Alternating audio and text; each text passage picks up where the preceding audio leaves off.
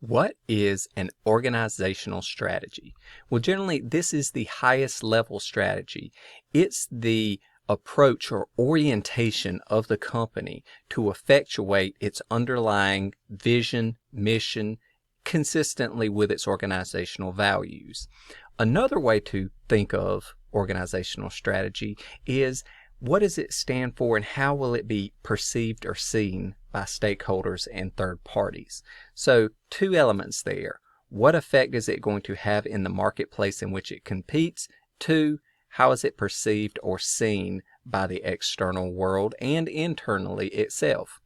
Generally, when it comes to how it affects the market and pursues its overlying mission, vision, and goals, we generally categorize it into one of three categories.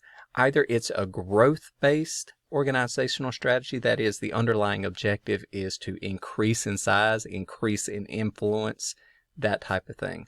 Or we identify it as stability, that is, the organization wants to be able to weather the difficult times and create a routinized, stable, dependable system in which to operate.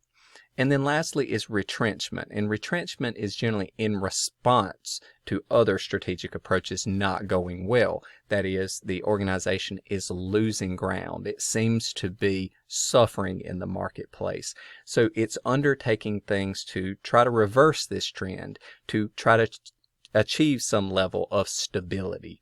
So you're doing things to, in a way, as they say, stop the bleeding or stop the regression in the marketplace to get to some level of stability. So ultimately, you could potentially move back into a growth-focused strategy. So generally, organizational strategy is broken down into growth-based, stability-based, or retrenchment-based with regard to how it affects the market out there.